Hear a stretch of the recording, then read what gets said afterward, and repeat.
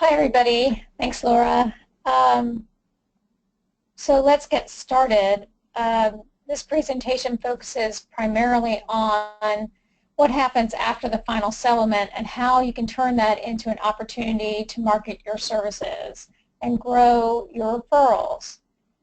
My background, I started doing this about 6 years ago, I think 5 years ago. I got my CDFA in 2011. I have really enjoyed the work. It's really advanced financial planning. I've been able to grow the practice. Silicon Hills has about 145 million under management, and certainly the work that I do with divorcing clients, and sometimes those clients don't divorce, have both led to gaining assets under management, and I know that that's probably a question some of you have. But I'm going to try to address this from the perspective both of folks who do manage assets and those of you who just do the consultation. So we'll get started. You guys all know what we do. This is just a summary of what we're doing, and I want to focus on the post-divorce opportunity. Certainly post-divorce, we're doing things like monitoring and executing the asset division, assisting in refinancing, establishing new insurance, checking beneficiaries, monitoring proceeds that are to be paid in the future, and reallocating investments if you do manage assets. But I think the more important aspect of this slide is how. How are we selling our services to attorneys? How can we best sort of turn what we do into a business opportunity to grow our practices? For me, a couple of avenues have worked really well. Presenting these ideas and ideas in these future slides to non-family law attorneys, estate planners and tax attorneys, and also to CPAs, and making the case why a CDFA is involved in helping a divorcing client get their case settled, and certainly post-divorce helping them quickly execute their settlement. I tell my clients that I work with during their divorce, you're not settled yet. There are still lots of things to do, sometimes more things to do post-divorce than there were pre-divorce. Turning that into a marketing opportunity with both clients and attorneys, you have to show that you offer a unique service, that you understand the challenges that clients face, the challenges that attorneys face. You know that they know the technical factors, but you're the one in the consultative role that can provide support to that client. I think what attorneys want to hear most is that word support. Support, support, support. I'm going to be there supporting your client so that they achieve the divorce that you expect them to achieve. While I'm doing that, that's going to generate more referrals for the attorney, and I'm going to build a closer rapport with that attorney. What I want to deliver to that attorney is a client who is confident, who has clarity, who knows what they want. How do you sell that to an attorney when they think, well, if I have a client who's confused, then we'll just charge them more hours? And that's not the attorney you're probably looking to work with. You're looking for the busy attorney, and maybe that's how you present it. I want to look for that busy attorney who needs to know what his client wants so he can make the case for that client to be able to get what that client wants. In order to get there, that client needs to be clear and confident about the financial assets that they want to be awarded at the end of the settlement. But of course, we don't want to insult attorneys on the technical factors, and we're going to get into the technical factors. You always want to present these technical factors as I'm sure you know, not I'm sure you don't know. You do want to present it, I'm sure you know, but maybe you haven't thought of this, and maybe we can present some new ideas or uncover additional value in those cases that makes the client happy and generates more referrals for that attorney. So these are the post-divorce skill sets that you need to have. You need to know how to transfer property, calculate tax liabilities, how retirement and pension plans are divided. We'll talk a little bit about quadros, although that could be its own webinar. Monitoring all the accounts post-divorce and assisting in the acquisition or transfer of corporate and government benefits. Real property, the house is always the biggest asset in divorce. Most of you know there's no gain or loss in the transfer incident to divorce. There are exceptions, but the nuts and bolts of it post-divorce are the questions that you ask your client. It's part of the checklist that you should be going through with your client. How was the mortgage being paid before? Was it from a joint account? Are you going to close that joint account? Have you established a new payment path for those mortgage payments? It's so important. The deed of assumption, otherwise known as the deed of trust to secure assumption, here in Texas we use that as the instrument to transfer property from one spouse to the other. The spouse who gets the property, in this case Martha gets the property, Mike is leaving the home. Mike may believe that he can no longer get a mortgage because there's still a mortgage on the house that Martha was awarded. That's not the case. Understanding and making it clear to Mike that he's still going to be able to get a mortgage based on his income, that there is this instrument there in place that will help him, enable him to get that mortgage, and having him go to the right mortgage lender. We use people who are associated with the Divorce Lending Association. If you haven't met somebody in your market from the Divorce Lending Association, that's a great person to market with and network with. Certainly understanding escrow and how property taxes are paid. A number of, especially, sorry to say it, usually the out spouse, the person has less money, usually it's the wife, doesn't know how property taxes are paid, doesn't know if the homestead is properly filed. These things you can help that client look up, and you can be a hero in that case. They understand it now. They're generating that kind of knowledge they never had before. If there's refinancing required, hopefully they did a lot of discussion about that before they signed the settlement, so they knew how that was going to work. Sometimes it's not, and you do have a client who walks in and says, I have to refinance this in the first year. I don't know how I'm going to do that. You can at least help them get started down the path to find out where the roadblocks are going to be and try to find a solution for them to be able to get that house refinanced, so hopefully they don't have to sell it. We've been involved in a case here in Austin where that was a requirement in the decree. But the client was able to discuss with her husband why she didn't want to refinance it, how it wasn't affecting him, it didn't affect him. She was continuing to make payments. And the only way that gets to be a problem is if the other spouse is unhappy and wants that house to be sold. So there are cases where you can get around some of those things. Sometimes that you can have an amendment or do something. It depends on your market what you're able to do so that the spouse doesn't have to refinance. Closing home equity lines. We had a story here in Austin where there was a home equity line, but there was a zero balance.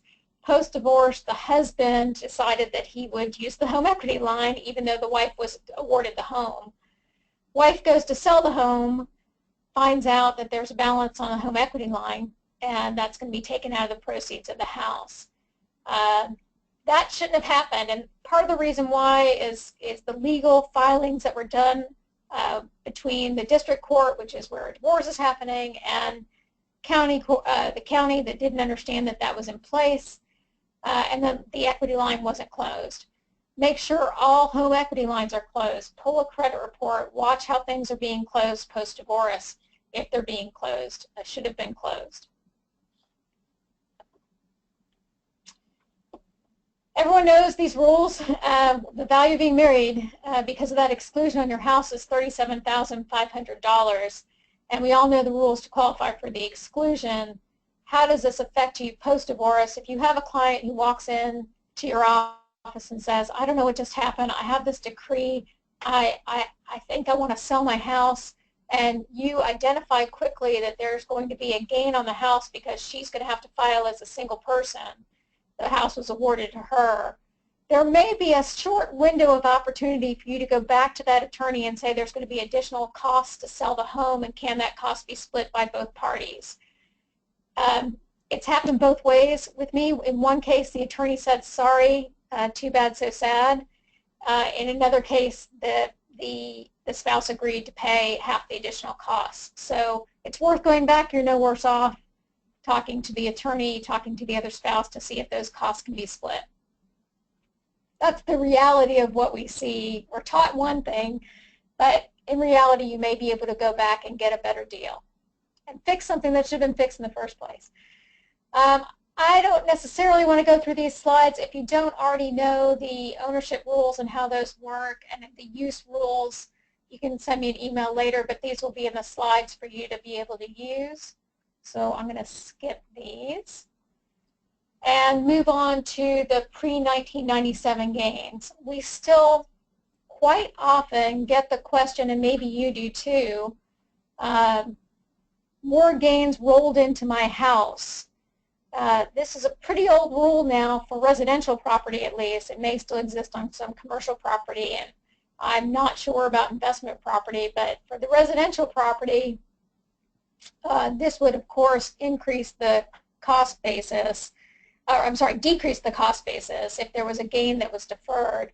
You can find that out by requesting from the IRS the Form 2119, or if the client has that form or their CPA has that form, and try to identify if there were gains that were deferred. We just see this just don't see it very often anymore, that any of those, that rule is so old now, we just don't see it. But it is something worth checking for. I talked earlier about refinancing the residential property. Client was awarded the home. Let's say it's Martha. She was awarded the home. The decree requires sale of the home at a particular date if the home is not refinanced. She's planning on selling it anyway, so not a problem. For the no or low income homeowner, this can be a difficult thing to do. They don't have the income to get a mortgage, and this wasn't considered during the divorce process. Is a sale possible, and how will that impact that client? Is there time sufficient to remortgage? Again, talking to a mortgage lender from the Divorce Lending Association.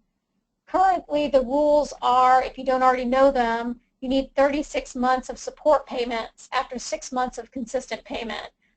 I know from the lender that I work with here that consistent receipt of payment can start before the divorce is final, but needs to be in place for 6 months and then 36 months after that. So we don't have a lot of alimony here in Texas being awarded, or any kind of spousal support.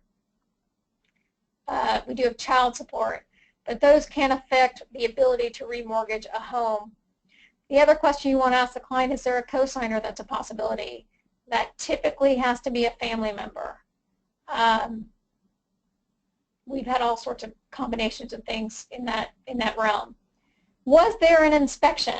If you're not already recommending this during a divorce, certainly you should recommend it immediately after the settlement if you met the client post-divorce. The inspection on the home may reveal additional costs to sell the home that should have been considered, and really results in an unequal division.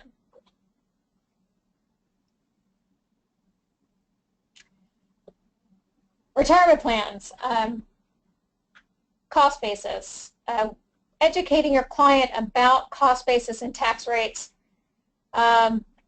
is second only to health insurance, which is at the end of this presentation. But the first thing you need to be educating your clients about taxes, explaining what the difference is when you sell an asset versus when you earn income, interest, or dividends.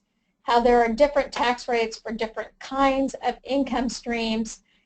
To the layperson who probably never looks at their tax return, they just hand everything over to the CPA. They have no idea what any of this stuff means, or what their tax rate will be on these sales of assets or on income they may receive, including alimony payments. So a basic understanding of cost basis and tax rates is needed for these clients. If you're not up on some of these requirements, certainly Publication 501 or 504 will help your client understand whether they're going to file a single or head of household, help their CPA do projections for their taxes, whether or not their itemized deductions will exceed the standard deduction and they can get benefits from that. The child personal exemptions can't be split, can't split a child in half. Now, of course, if you have two children, one parent might have been awarded one child, the awarded the other. These still have to be transferred by the CPA, and the CPA needs to be aware of that in the decree. You can help be that conduit of communication to the CPA or tax preparer post-divorce. Defined contribution plans. Quadros, anything qualified, could really have their own presentation, but I'll mention a few things post-divorce that we do for our clients. First of all, we make sure that a quadro is being written if it wasn't written before. We retain a copy of the quadro, and we help the client track progress. We make the client aware that they'll be receiving letters that talk about the transfer to the alternate payee. We're effectively teaching them the language of the quadro. And we're also looking at the quadro and reviewing it sometimes after it's been written and even filed with the plan administrator. And we find mistakes. These mistakes can be significant and really change what the client's expectations were. So there's lots of problems. One of which I didn't mention in this list, you should probably make a note of, is when there's a loan against that 401k. The client is often awarded half of the monies in the 401k after the loan. So in other words, they are still really, they're basically paying off the loan immediately by having that happen. The language in the quadro needs to be precise, whether it includes or excludes the loan. You should go back if there was a loan and find out what kind of language was in that quadro. We've had a case where a client came in with a quadro on a 401k which did not address the loan. We're not sure that the attorneys even knew that there was a loan. And we brought in a quadro specialist to sort that out. You should get to know whatever quadro specialist is close to you. I'm in Texas. We have someone here that we use. There's also Quadro Now, who is highly recommended.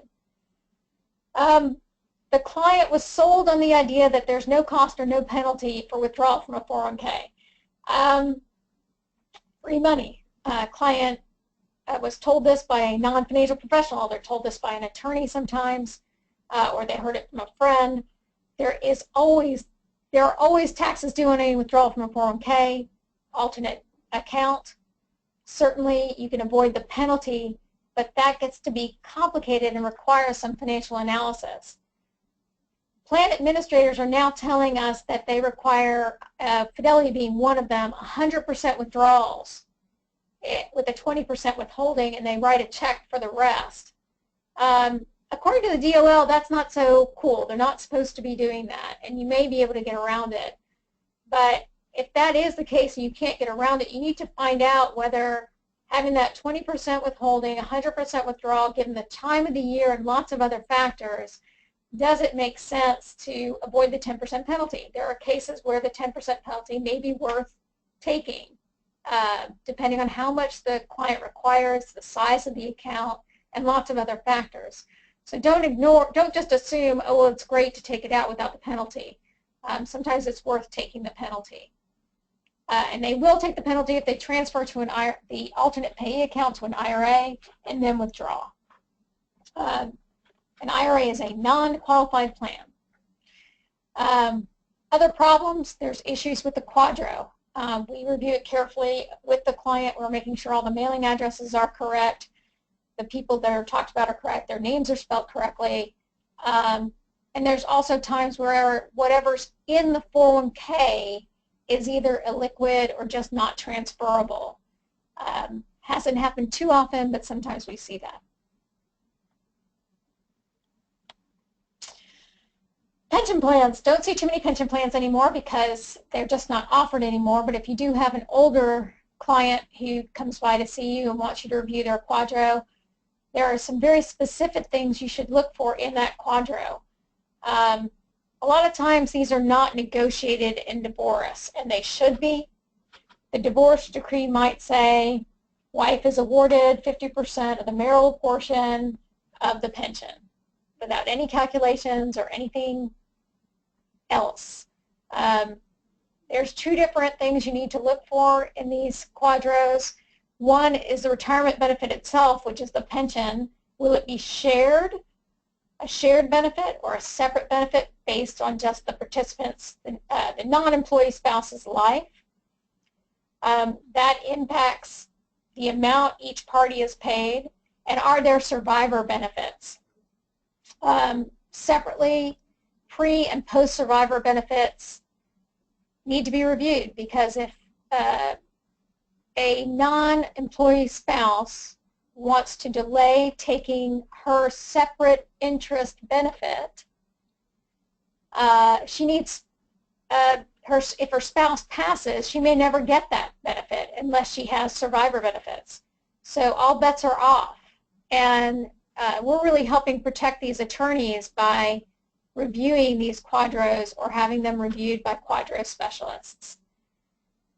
Tough to tell an attorney that you're protecting them. They feel like they're already protected, and they just want, I should mention, there's lots of attorneys out there who have tons of cases. They're doing 40, 50 cases a year. They're just getting them done and getting them settled. They go volume over price.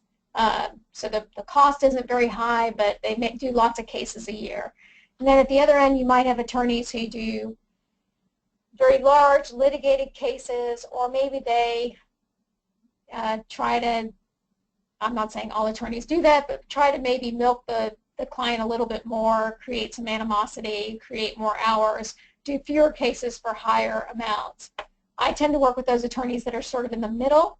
They're usually independent, or they have one other attorney working with them, and they're open to talking about these ideas before the divorce, after the divorce. A lot of times the way I met them was because they've worked on something after the divorce, and they understand that I am fiercely protective of my clients and of their financial futures. And that's really how you want to come across. The biggest problem we see with these pension plans is something in the decree requires a payment that the plan does not allow. We also see inadequate, that's which I just talked about, inadequate survivor benefits, and the QDROs dragging on because they weren't approved by the date of divorce. These are tough things and time-consuming things to get involved with your client. You should be expecting that to chew up a bunch of your time if you see a pension plan QDRO. IRAs. Everyone knows this stuff. It's not a qualified plan under ERISA. There's no 20% withholding or a QDRO required, although we do usually need the court order or the decree, meaning the DRO, the part of the decree, that part of it. You need to know what the IRA custodian wants.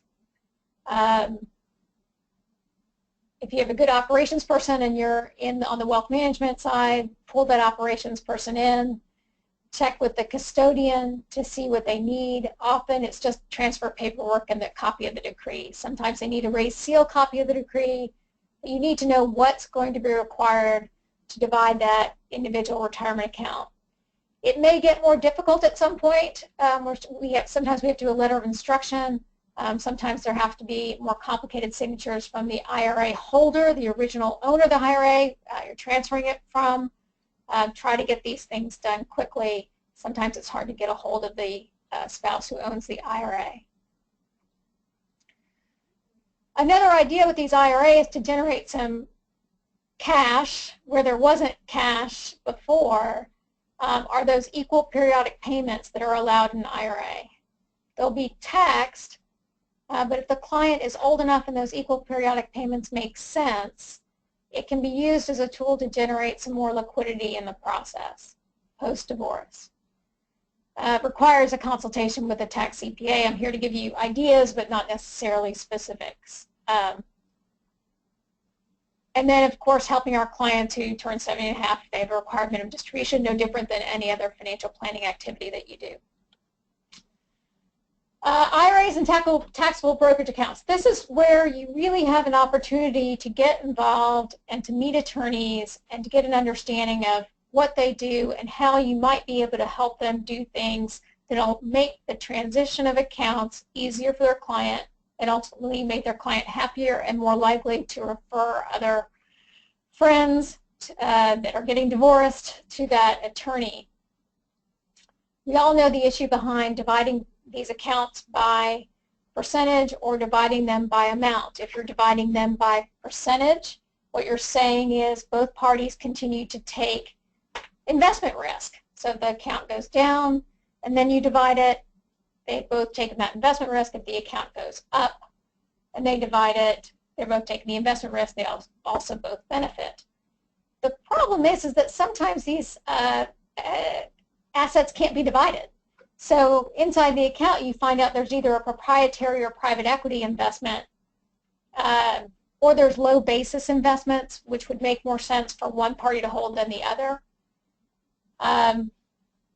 What we do when we see this post-divorce is we take this as an opportunity to talk to the attorney and say, hey, next time you have to divide an account like that, let's put this at the bottom, next time you have to divide an account like this, let me review it, so that we can leave things intact that need to be left intact.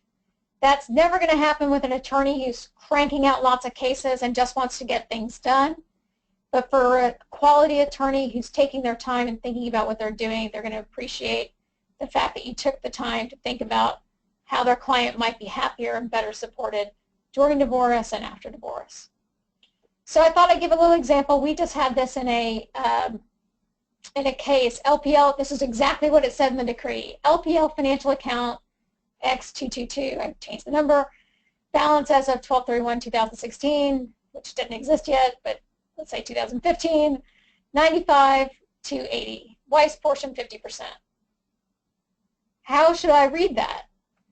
Should I read that as she has 50% of the $95,000, or should I read that as 50% of the account? And who's going to fight it post-divorce? So 2 months later, client walks in, shows us what it says in her decree, and we're sitting in February of 2017, and we're thinking the account's now worth $105,000. Are we taking 50% of it, or are we taking half? Again, it's an opportunity to talk to the attorney and say, hey, there may be a better way to write this next time, so that it's clear what you really meant. Were you just meaning to identify the account so that we made sure we had the same account that you were talking about and just 50% from there beyond? Or were you trying to tell me that I need to take just 50% of $95,000? Dividing by amount. Look, that's fine. A lot of times people want to agree on the amount. They don't want to take investment risk. Certainly in 2008, when the markets were going down, people were trying to say specific amounts, and it made sense, especially for the out spouse, to take a specific amount rather than taking additional investment risk. The problem there is then, which investments am I supposed to take? So it shows up on my desk from that client. Again, an opportunity to tell the attorney, if you're going to use a specific amount, which I'm happy for you to do, please also identify which investments, because I can't allocate that, and it will be sent back to you and waste both of our time. Because the custodian won't take it like that. They won't just take out $45,000 unless there's 100% cash in that account, or at least $45,000 of cash in that account. So use it as an opportunity, a business opportunity, to explain to an attorney or even a non-attorney, hey, I saw this family law attorney and he did this. It'd be great if they could do it differently because we had to go back and change it. 529 plans. This is a huge opportunity. I highly recommend you write a blog about this and put it up on LinkedIn or wherever you're connecting with attorneys, whether it's your newsletter. The 529 plans are often allocated to the children, with one parent continuing as the custodian. Often even the parents don't know that they can pull that money out for non-qualified expenses until they do know 5 years down the line and they decide to pull something out and not share it with the other parent, which leads to an unequal division. You can put terms in the settlement agreement to prevent that. The term that you don't want to put in there is can only be used for qualified expenses, because what if the child doesn't have qualified expenses? If the child doesn't have qualified expenses, or the account can't be passed to the next child, how is the previous spouse going to know that anything has been withdrawn and used by the custodial parent? There's other language that you can put in there. I don't have time in this call to go through it, but if you're interested in the kind of language you can put in there, it's just language. It allows you to go back in to court if it's violated, but at least it gives you something to hang on to and adds value to the process. Again, many attorneys know that these funds can be withdrawn, and yet they still put in the agreement that they're only to be used for qualified expenses for the child. It has to be a broader agreement than that. Happy to talk to you about what that language needs to be.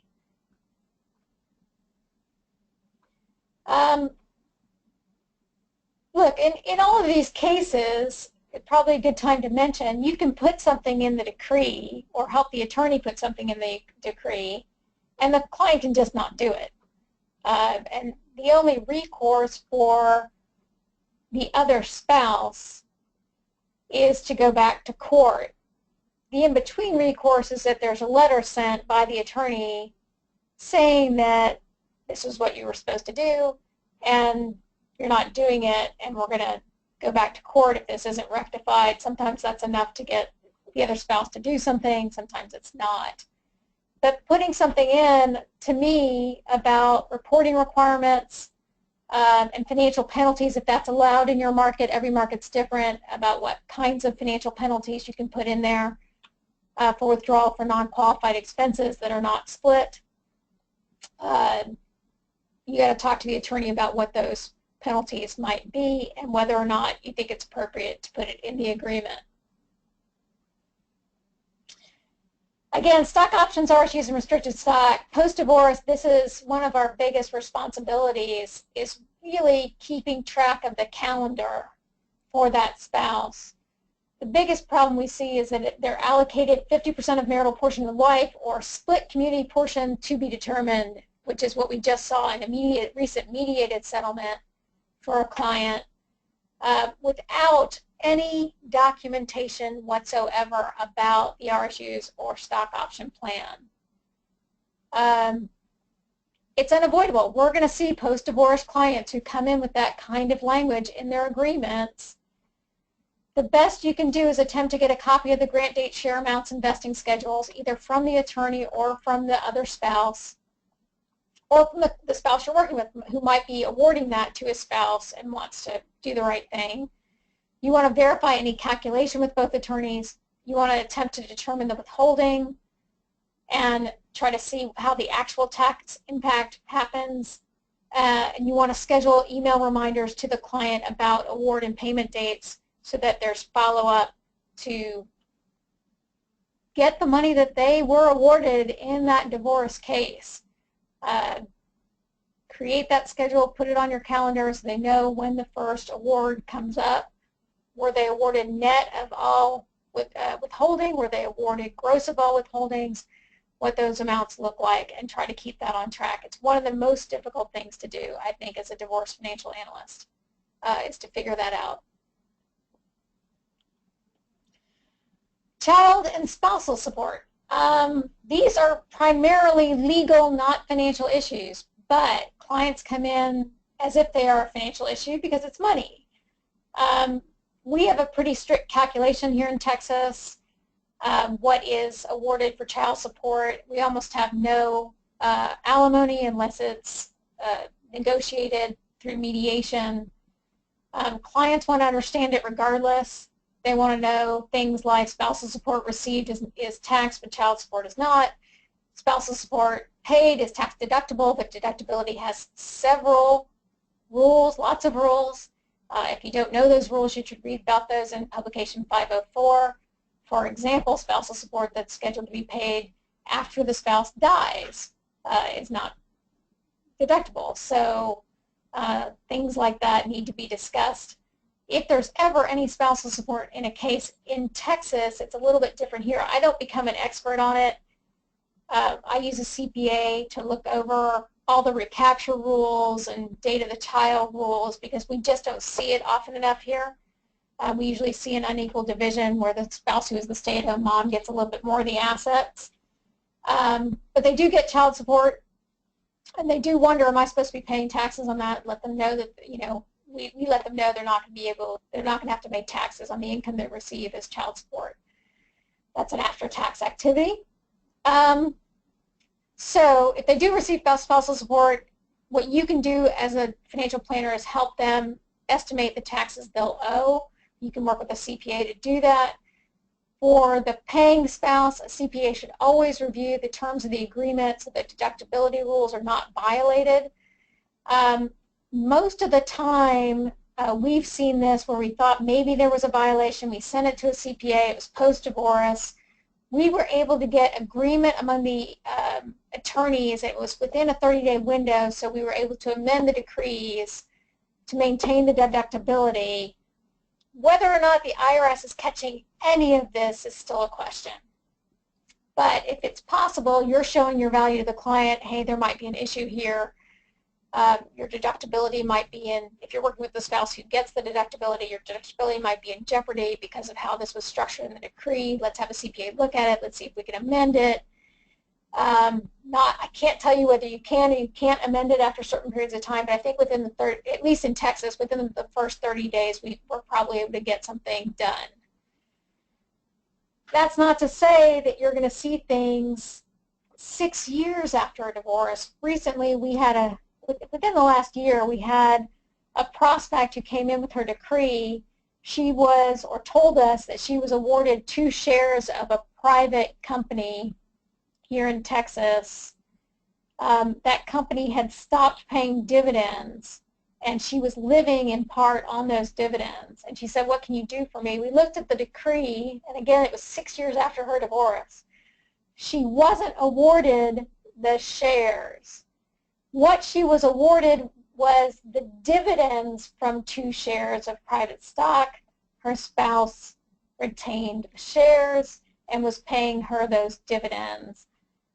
Shocking that that can be in an agreement, and I'm not here to tell you that that couldn't have gone back to court or not, and how egregious that was, that she was awarded dividends, which can be stopped at any time. But you do see some crazy things post-divorce, from post-divorce clients, and agreements that they make. If they come to you in a timely manner, you might be able to change it by agreement with the other spouse. Look, if nobody takes anything back to court, it's fine, just do it the way you're going to do it, but talk to a CPA if it's something that has to do with any kind of deductibility.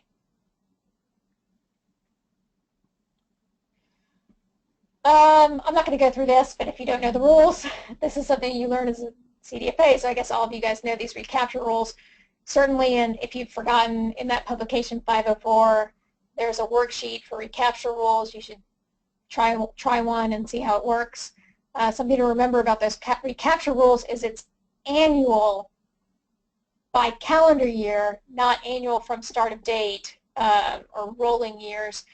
That can really throw off a recapture or throw off possibility for recapture. Child contingency rules, especially when there's multiple children. There's worksheets online for that, I think, too, but I still have a CPA look at it.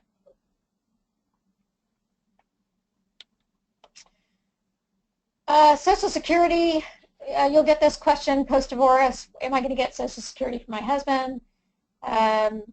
Martha needs to know that, yes, you're going to get Social Security if he was the higher earner. You're going to get your benefit or half of his benefit, whichever is higher. We more often, surprisingly, get the question from the earning spouse, which is usually the husband, asking, is his benefit going to be cut in half because now his ex-wife is going to be taking half of it. His benefit is not impacted. The primary claimant's benefit is not reduced. I can't say that that's going to be forever. I don't know where these things play out, but there's no limit to the number of spouses, but the spouse who takes that half still has to be single. She can't be married when she takes that half benefit. If the primary claimant passes, the payout jumps to 100% for that.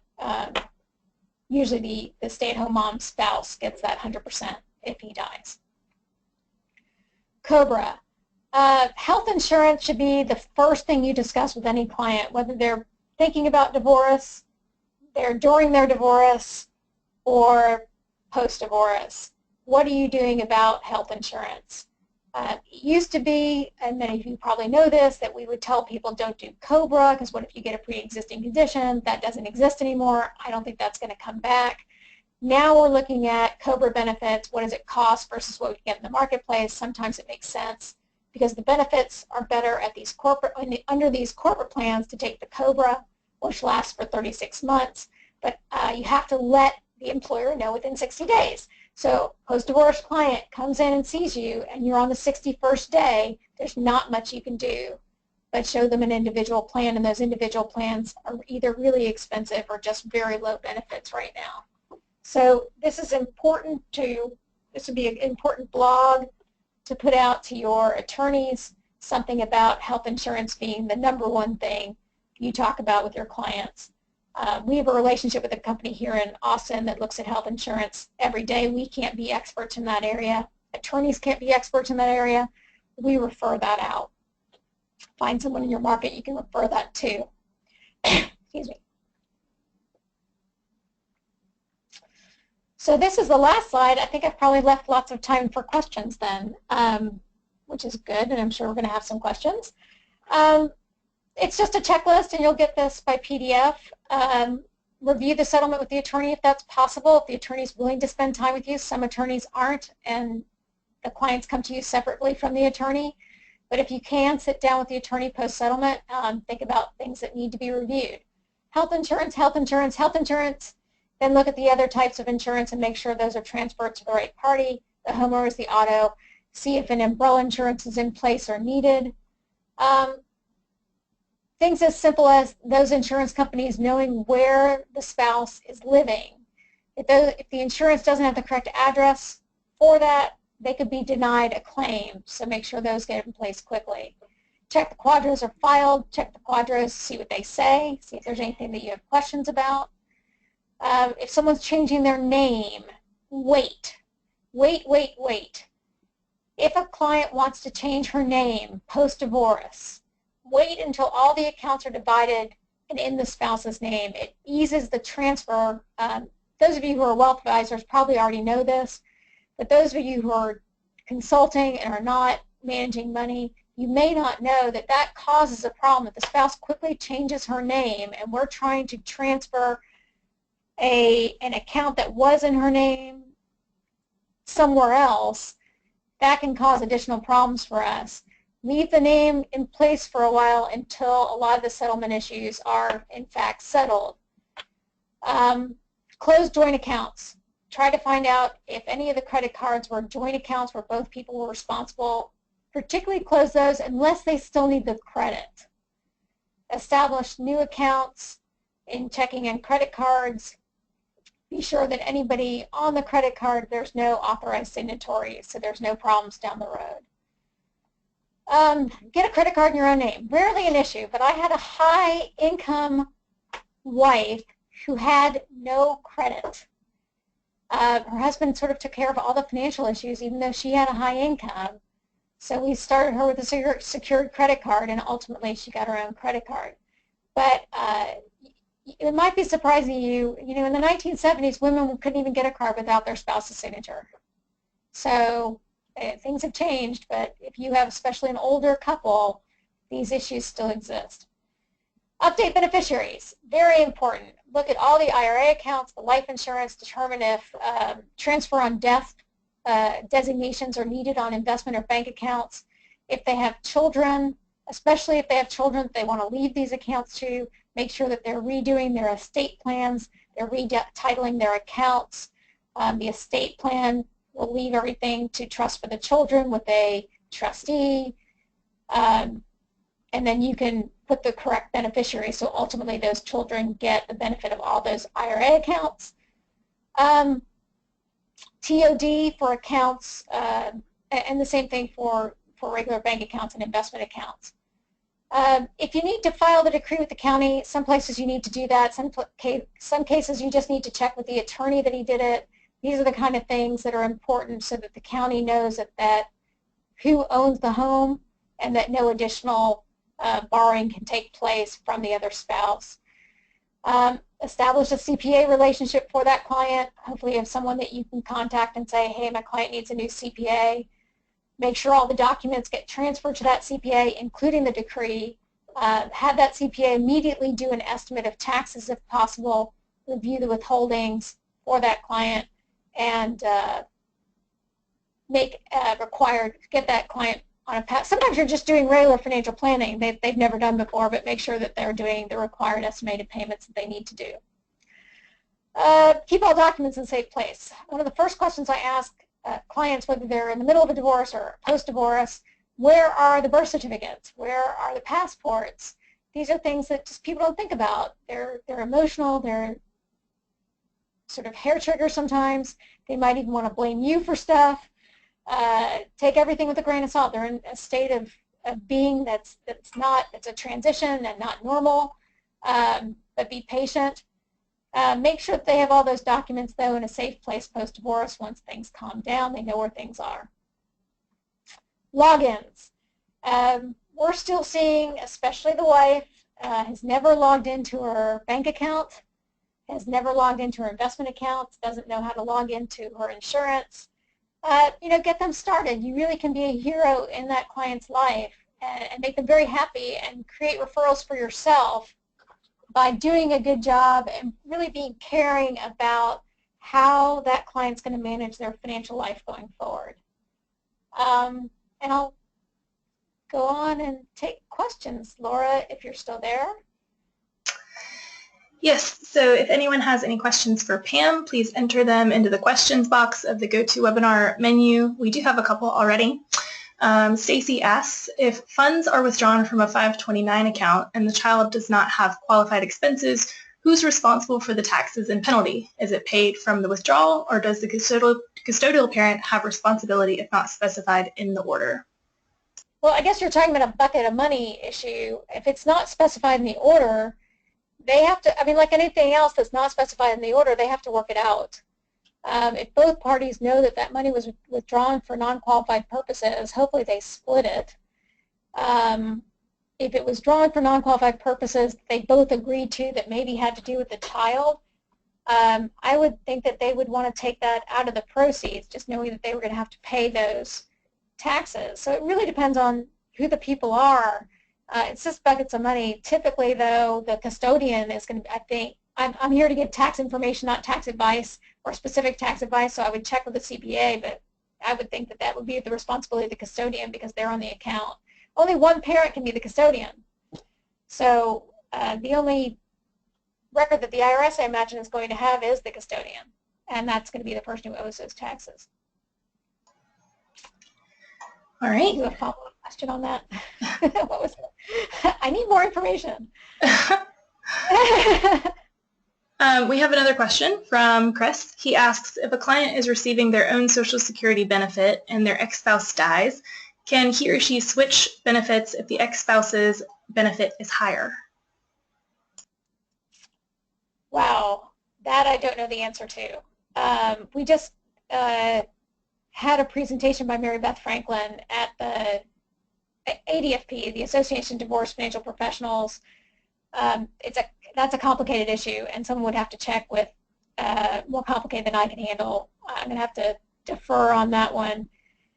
Switching benefits to another party once you've chosen a benefit, many of those benefits have been retained. Some of you might know that you can no longer sort of do the file and suspend on Social Security, but ex-spouses retain most of their benefits that they had before so far. I would say you'd either have to check with the Social Security Administration or a Social Security specialist to figure that out. Okay. Is there a minimum? Is there a minimum net worth you will work with prospective divorce clients? Okay, so this is a good topic. Actually, I should have addressed this before. When you're first starting out, my recommendation is to start out with I run my practice now because I've been doing it for 5 years. I charge $225 an hour. I do a $1,500 minimum. I don't call it a retainer. because I have to allocate my time to that client. In my market, everyone seems to be okay with that. It equates to about 6 hours of work. Once we get beyond that, they sign an invoice. We send them an invoice, and that says that in their agreement. We do it as a financial plan under Silicon Hills Wealth Management. I don't talk about investments until later. When I was first starting out, I took cases where there wasn't really enough money for us to manage. We had minimums at the time of $250,000. We now have a $500,000 minimum. I took cases that were smaller to learn, and just to meet attorneys and to meet mediators and to get my feet wet, because I didn't want to take a big case and not know what I was doing and not have run into some of the issues I've run into before. That led to the book, plug for the book. I Now Pronounce You Financially Fit, How to Protect Your Money in Marriage and Divorce. All those stories are in that book from the first 5 years of doing this practice, 4 years really. When you're first starting out, take those smaller clients that don't necessarily have the net worth that meet your wealth management requirements. Meet some attorneys, get to know the process, get to know, ask lots of questions. Why, when you're talking to a family law attorney, what would benefit you from working with a financial professional? What do you really need from me? Find out if it's the kind of, there's lots of attorneys and lots of different kinds of attorneys. Find out if it's the kind of attorney you want to work with. That's how most practices get started. Someone meets an attorney who's very much a litigating attorney who has these very big cases. If that's who you start working with, that tends to drag your career in that direction, which is awesome, and you learn how to work on those kinds of cases. My practice is much more, people find me through networking, referrals, the internet. I have a monster website I invite you to visit, divorceplanningofaustin.com. I'm glad for you to peruse the blogs and reblog. But that's the kind of practice I have. So I have a lot of people who we call die curious. They're sort of curious what would happen if they got divorced financially.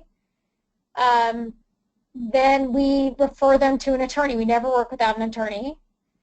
We also have lots of clients who meet us during the process and find us separately from their attorney. And then thirdly, and I would say this is really third in line, we get referrals from attorneys. But that's just how our practice has developed here. Happy to talk about that offline with anyone on the call right now. If you want to set an appointment with me and chat about my business, I'm glad to do that. All right, and maybe if you want to put your contact information up on the slides so people have access to that. Yeah, there's everything. Perfect. There you go. We've had someone ask about some of your favorite marketing techniques for this business. Non-family law attorneys. So estate planning attorneys, once you explain what they do, they love it. And if they have a referral that they would normally send to a family law attorney, they send them to me first. That's been a terrific avenue for me, particularly female attorneys, for me particularly. I also became mediation trained in our market. You take 2 courses, week-long, all-day courses to become an advanced family law mediator. I met a ton of people that way. I now teach in that course. I do a section on financial planning for divorce for mediators. Therapists, good, not great, but worth being in contact with your local therapy group. And just, if you're a woman, go to every woman's marketing group you can think of and get known as the person to talk to about divorce. That's the short answer. If there's a much longer answer, you could probably do a whole presentation on that. Alrighty. And someone has asked, have you ever been part of a collaborative team? I have been part of a collaborative team. I do manage money, so it's not as attractive for me because the way that they've set up the process, you cannot manage money post-divorce. I did a very long case just to get some experience 2 years ago, and it's funny, I still talk to both of the clients, both spouses. I'm not managing their money, but they do call me once in a while for referrals or other issues. I have a positive view on collaborative in the sense that I think it's great when you have couples who can't make decisions. Maybe there's a mental health issue. If there's concern that one attorney is better than the other, you'll hear advice from both attorneys. The downside is that you it can become like a mini courtroom where both attorneys start saying, well, that would never happen in court, and become very what's called evaluative. And that's a negative side depending on who's practicing and how they're practicing. The third thing I'm finding in my market is they're leaving out the financial professional. And once they decide they need one, they want to bring one in, and it's too expensive by then. By then the client is burned out on cost because you're paying all these professionals in the meantime. We actually had a prospect come in. We knew we could solve her problem. It wouldn't have been very time consuming, and so we asked her, we said it's a minimum of $1,500, and they were so burned out on expenses that they decided to forego using us. I don't know what they did subsequent to that. We recommended, in that case, a mortgage lender. At least they could solve one problem. But I think it's a great process. I think that it's limiting. I'm much more positive about a mediated process. We have a thing starting here called the Center for Integrated Divorce, where I've teamed up with a mediator and a parenting coordinator, and we're referring business to each other, and we just are going to launch a website next month. We were already referring business to each other. We had a nice sort of circle going between a mediator, a parenting coordinator, who was a former attorney and now is a therapist, and me. And it just takes time. It takes time to develop those networks. You'll do something for someone, and someone will recognize it. All right, we have a few more questions, and we'll send all of the remaining ones to Pam, but it's about time to wrap up. Pam, you've given us a lot of great information, and I know you're really passionate about divorce work, so to sum things up for today, is there one piece of advice you would give CDFAs new to this niche? If you like advanced financial planning, this is for you. Keep at it. Don't get discouraged by a negative response from an attorney. Don't get discouraged by making a mistake. You'll make a mistake. Michelle Smith said that to me, and now I'm saying that to you. You will make a mistake, but most things you can find ways to fix them and get around them. People are more agreeable than you think they are. Just keep at it. It takes time. All right, well, that's a good place to end. Thank you so much for all of your great information, Pam, and we will be sending a recording and the slides for the presentation in a follow-up email tomorrow. Let us know if you have any questions, and we really appreciate everyone's time to join us today. Thank you, guys.